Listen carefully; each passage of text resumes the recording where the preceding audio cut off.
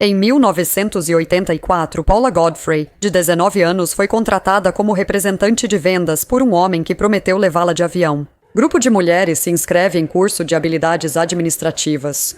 Mal sabia ela que essa seria a pior decisão que já tomou na vida. No dia 1º de setembro, o homem a buscou em casa para levá-la ao aeroporto, e essa foi a última vez que alguém a viu. Vamos investigar. Se você curte mistérios da internet e conteúdos perturbadores, inscreva-se e ative as notificações para receber mais vídeos assim. Para apoiar o canal, torne-se membro no Ko-fi ou no canal e tenha acesso a vídeos sem cortes e outros benefícios. Você também pode deixar uma gorjeta clicando em Obrigado abaixo do vídeo. Obrigada a quem considerar.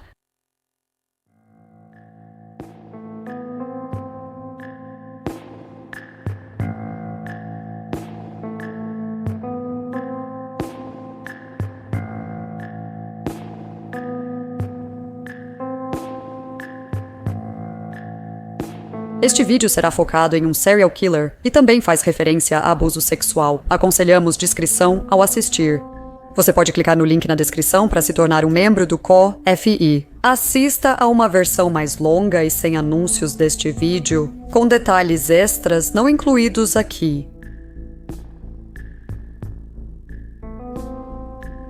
John Edward Robinson nasceu em Illinois no dia 27 de dezembro de 1943. Ele não teve uma infância particularmente boa, pois seu pai era um alcoólatra abusivo e sua mãe foi descrita como rígida e disciplinadora. Ele se destacou como Eagle Scout e, em 1957, foi a Londres se apresentar para a Rainha Elizabeth. Depois, entrou em uma escola particular para futuros padres, mas desistiu após um ano por problemas disciplinares. Em 1961, ele frequentou o Cicero Junior College e estudou radiologia médica, mas também não se formou lá. Há lacunas na adolescência dele quando ninguém sabe o que fazia.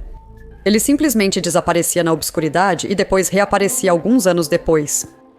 O próximo registro dele é quando se casou aos 21 anos com uma mulher chamada Nancy Jo Lynch, com quem mais tarde teria um total de 4 filhos.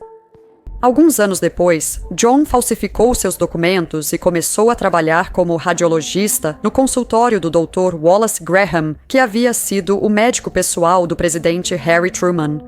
Em 1969, ele foi preso por acusações de desfalque após manipular cheques e depósitos no valor de $33 mil. Ele foi considerado culpado de roubo por meio de fraude e evitou a prisão, mas foi colocado em liberdade condicional por 3 anos. Depois, ele trabalhou como gerente em uma empresa de aluguel de televisores, roubou mercadorias e foi demitido, mas o empregador não o denunciou à polícia. Em seguida, ele foi contratado como analista de sistemas na Mobile Oil Corporation. Ele trabalhou lá por alguns meses até que descobriram que ele havia roubado 6.200 selos postais da empresa. Ele foi demitido, denunciado à polícia e acusado de roubo, mas isso não o desanimou, pois em 2 meses ele já havia voltado para sua cidade natal, Chicago, e conseguido outro emprego, onde desviou $5.500 americanos antes de ser pego e demitido. Ele evitou a prisão novamente com a ajuda do pai, que deu o dinheiro para a restituição, mas sua sorte acabou quando voltou para Kansas City com a esposa e foi preso por violar a condicional.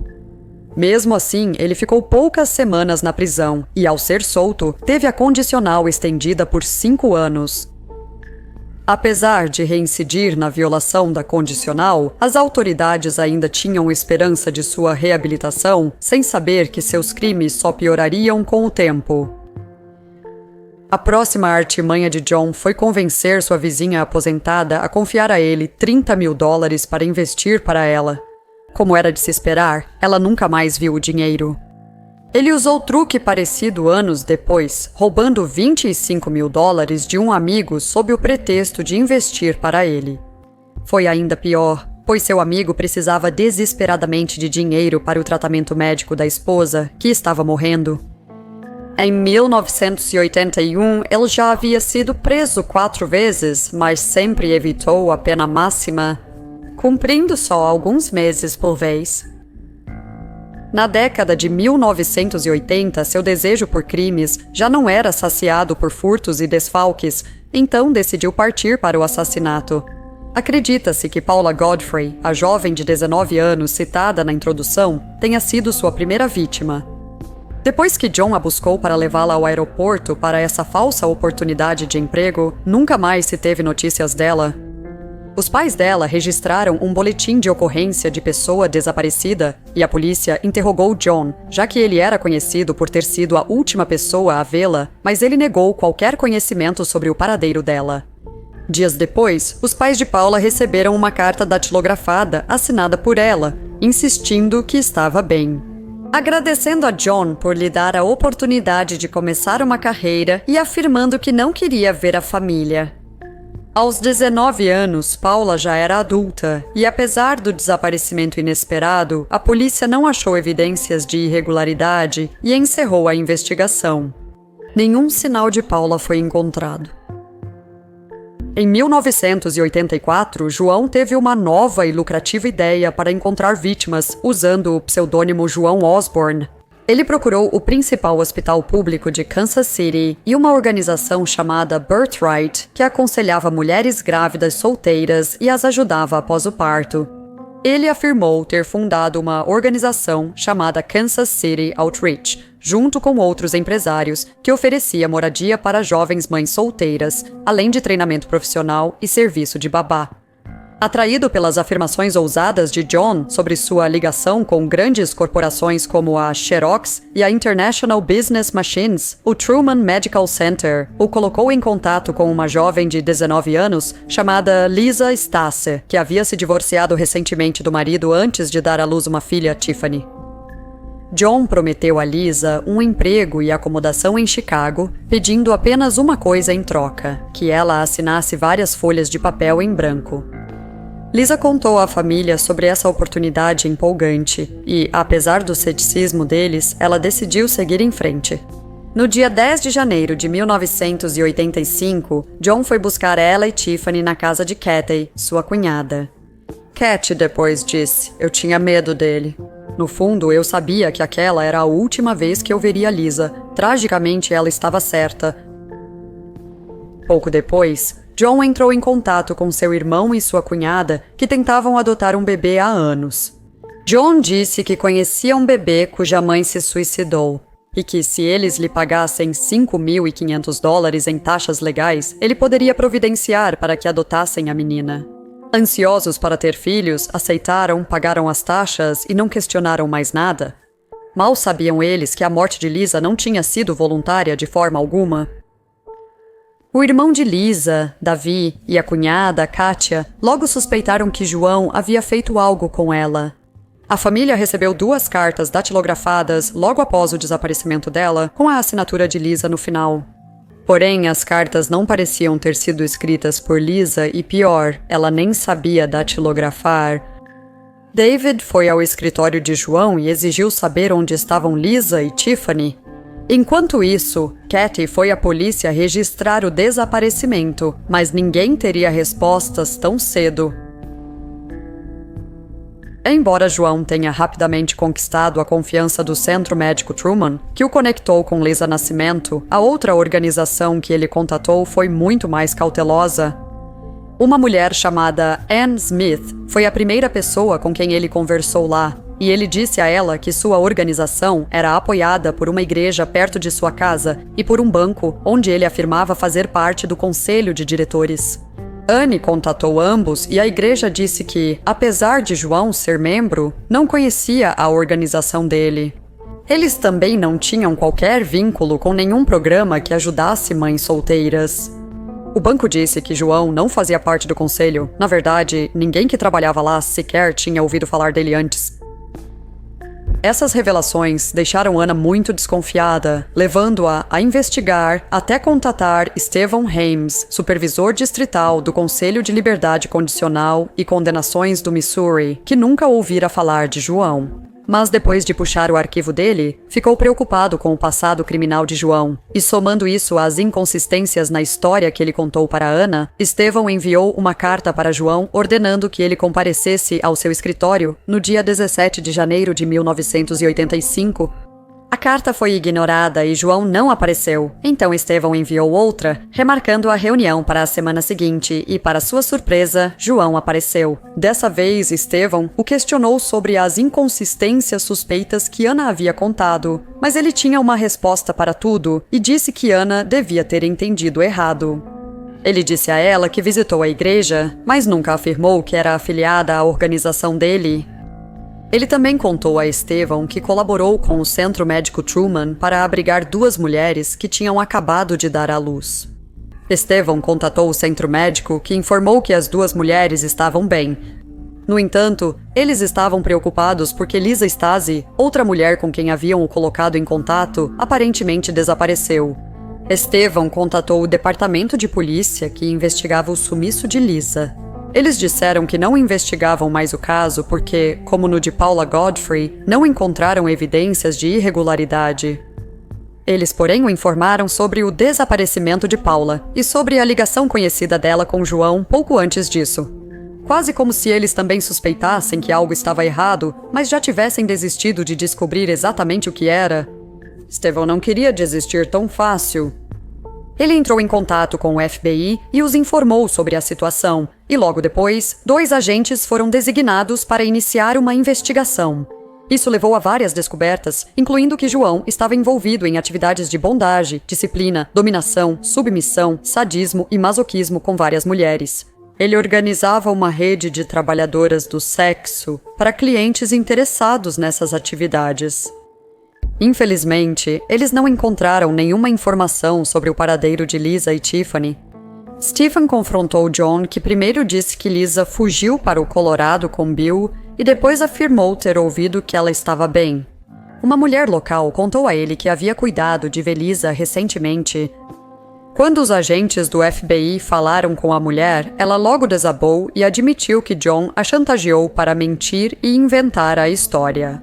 Ela devia dinheiro para ele e ele tinha tirado fotos nuas dela para anunciá-la aos seus clientes. Teresa Williams, de 21 anos, foi outra mulher que John encontrou e ofereceu um emprego como amante para ele mesmo e outros homens. Ele prometeu a ela um salário fixo, além de aluguel e despesas, além de drogas ilegais. Em abril de 1985, ele pagou a ela $1.200 para ter contato com um homem de 60 anos. Ela foi buscada em uma limusine, levada até uma mansão e, ao chegar, o homem a levou para o porão, que estava cheio de vários equipamentos de bondage, disciplina, dominação, submissão, sadismo e masoquismo, incluindo um cavalete medieval, no qual ele planejava esticá-la. Compreensivelmente, Teresa ficou apavorada e exigiu ir embora. Ela voltou para casa, mas teve que devolver o dinheiro recebido de João, que ficou furioso. A situação piorou quando ele soube que ela tinha um namorado que visitava o apartamento que ele lhe deu. Em uma manhã de sábado, João invadiu o apartamento dela e apontou uma arma para ela, ameaçando matá-la, antes de agredi-la com a arma. No mês seguinte, 2 agentes do FBI interrogaram Teresa sobre João. Ela inicialmente inventou uma história para eles, mas logo revelaram a verdade, incluindo detalhes da agressão. Além disso, como Paula e Lisa, João pediu que ela assinasse folhas em branco, indicando que seria sua próxima vítima. Logo após João chegar ao apartamento, os agentes o revistaram, mas ele não portava armas nem itens ilegais. Então ele disse que precisava ir embora. Os agentes realocaram Teresa e parece que ela não teve mais contato com João depois disso. No fim das contas, os agentes do FBI não conseguiram prender João por nada naquele momento e a investigação acabou esfriando. Mas felizmente, não demoraria muito para que a sorte dele começasse a acabar. Em meados de 1987, João contratou outra mulher, Katarina Klempet, de 27 anos, que respondeu ao seu anúncio de jornal, o qual prometia um ótimo emprego envolvendo viagens. Ela era conhecida por ter um lado selvagem e costumava desaparecer por alguns dias. Assim, sua família não se preocupou muito após uma semana sem notícias dela. Mas quando passou mais uma semana, depois outra e outra, eles começaram a ficar preocupados e a denunciaram como desaparecida. Nessa época, João havia sido condenado a uma pena entre 6 e 19 anos de prisão após mais uma condenação por fraude. A polícia não conseguiu encontrar nenhuma prova concreta que ligasse João ao desaparecimento de Catarina, e assim a investigação chegou a um beco sem saída. Durante seu tempo na prisão, João sofreu vários pequenos derrames. No entanto, ele causou uma boa impressão em toda a equipe, que reconheceu sua inteligência e bom comportamento. Isso levou à sua libertação após 6 anos, em vez dos possíveis 19. Durante a recuperação dos AVCs na prisão, ele ficou amigo do médico. William Bonner e sua esposa, Beverly, que trabalhava na biblioteca de lá e deu um emprego para John com ela. Meses após a libertação de John, Beverly se divorciou de William e mudou-se para Kansas City, onde conseguiu um cargo na empresa de John. Logo, ela também sumiu, após sua mãe receber cartas datilografadas dizendo que viajaria a trabalho. No fim dos anos 1990, John descobriu a internet e passou a frequentar salas de bate-papo, bondage, disciplina, dominação, submissão, sadismo e masoquismo, procurando mulheres submissas. Uma das primeiras mulheres com quem ele interagiu foi Sheila Faith, 45 anos mãe de uma filha de 15 anos em cadeira de rodas com espinha bífida. John se ofereceu para pagar as contas médicas dela e empregar Sheila. A mãe e a filha aceitaram essa oferta aparentemente generosa e se mudaram para Kansas City, mas ambas desapareceram quase imediatamente. John conseguiu sacar os cheques da pensão de Sheila por 7 anos. Em 1999, John conheceu Isabella Levica, de 21 anos, em uma das salas de bate-papo que ele frequentava.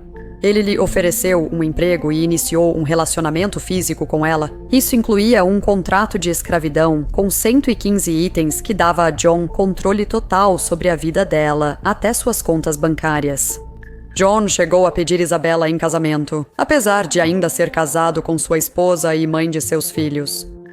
Ele e Isabella foram ao cartório, pagaram a licença de casamento, mas nunca a retiraram. Talvez Isabella já estivesse morta quando o documento foi processado. Ela contou à família que havia se casado, mas não revelou o nome do marido e pouco tempo depois, desapareceu. John contou a um de seus sócios que ela havia sido pega fumando maconha e deportada de volta para a Polônia. Sua próxima vítima seria Suzette Troughton, de 27 anos, que conheceu John pela internet e aceitou sua proposta de viajarem juntos e ser sua escrava. A mãe dela recebeu cartas datilografadas assinadas por Suzette, dizendo que aproveitava o tempo no exterior com um novo emprego. Curiosamente, todos os envelopes tinham carimbo de Kansas City. Mais tarde, ao questionar John sobre o sumiço da filha, ele disse que Suzette havia roubado seu dinheiro. Depois fugiu com um conhecido. Com o tempo, John ficou mais descuidado, ganhando confiança após a polícia falhar repetidamente em ligá-lo aos desaparecimentos. Em 2000, ele começou a conversar online com uma mulher divorciada de 34 anos chamada Diane.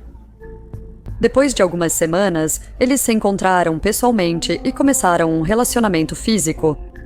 Ela concordou em se mudar para o Kansas e trabalhar para uma empresa de João, decisão da qual logo se arrependeria. Gianna também tinha interesse em bondage, disciplina, dominação, submissão, sadismo e masoquismo. No entanto, ela rapidamente percebeu que estava fora de sua zona de conforto. Quando João entrou no quarto de hotel dela um dia e começou a espancá-la e tirar fotos dela, depois que ela disse que não queria. Após esse incidente, ela entrou em contato com a polícia em estado de histeria e contou o que havia acontecido. Deve ter sido traumático para Diane, mas foi preciso um incidente como esse para que os investigadores tivessem causa provável para obter mandados de busca na propriedade de John. Na semana seguinte, uma força-tarefa revistou sua casa e achou 2 tambores químicos com os corpos de Isabella e Suzette. Eles revistaram 2 garagens dele no Missouri e encontraram mais 3 recipientes com os corpos de Beverly, Sheila e da filha de Sheila. Todas as 5 mulheres morreram devido a traumatismo contundente. Em 2002, no julgamento mais longo da história do Kansas, John foi condenado por todas as acusações pelos assassinatos de Suzette, Isabella e Lisa Starcy, junto com várias outras acusações, incluindo interferência na custódia parental do bebê de Lisa. Ele recebeu 2 sentenças de morte e outra de prisão perpétua, além de outras sentenças pelos demais crimes. E as acusações de assassinato das mulheres mortas no Missouri? John aceitou um acordo judicial, admitindo que havia provas suficientes para condená-lo por assassinato. Apesar de não assumir explicitamente a responsabilidade, ele foi condenado à prisão perpétua sem possibilidade de liberdade condicional pelos 5 assassinatos. John, com 81 anos, continua no corredor da morte por conta da demora no processamento das apelações.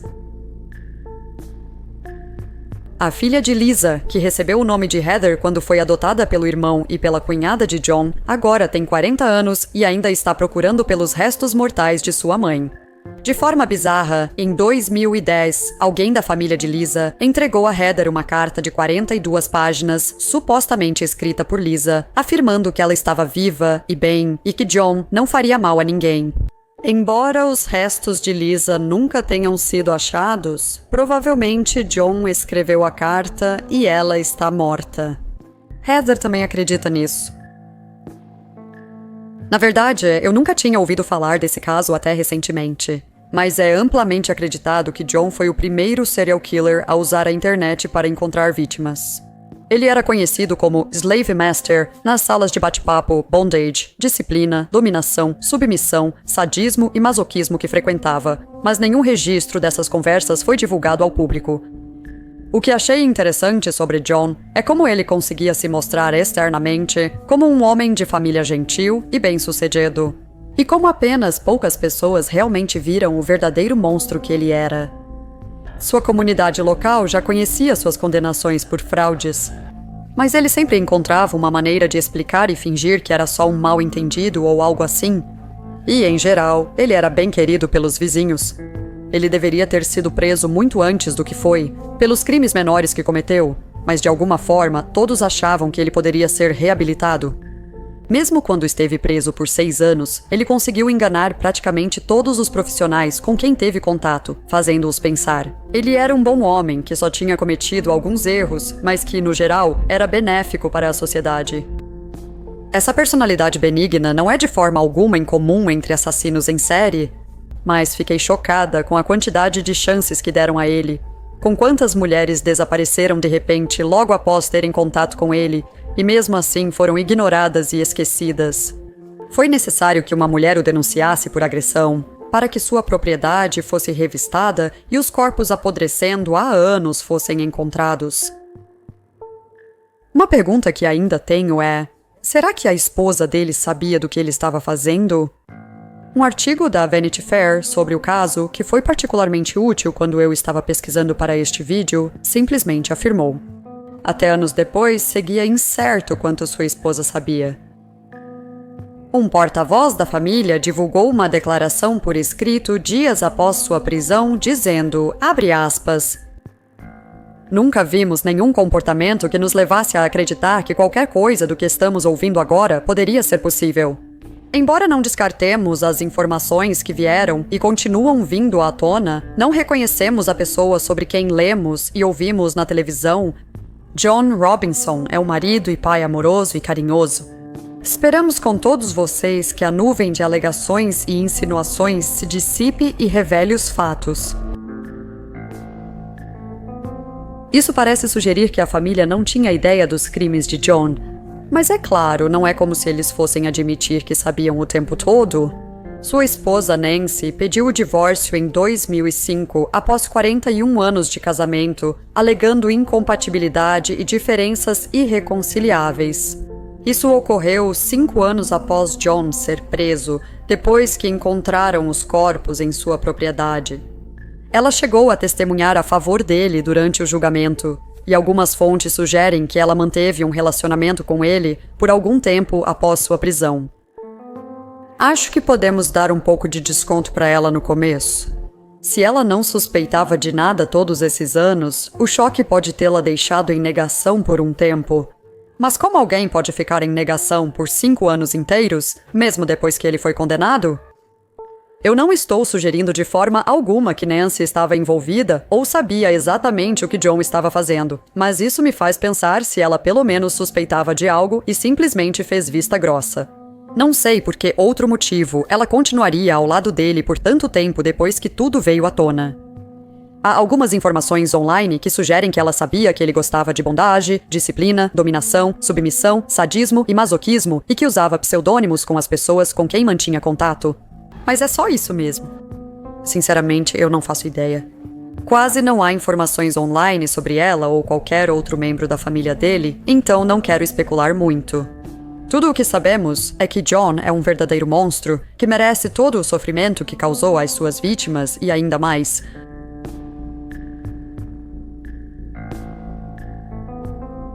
Eu adoraria saber a sua opinião nos comentários, além de sugestões de temas que vocês gostariam que eu abordasse no futuro. Se gostou do vídeo, curta e inscreva-se no canal. Um enorme obrigada aos meus membros do Ko-fi e aos membros do canal, cujos nomes estão aparecendo na tela agora. Eu realmente aprecio o apoio de vocês. Obrigada por assistir e até a próxima em um novo vídeo.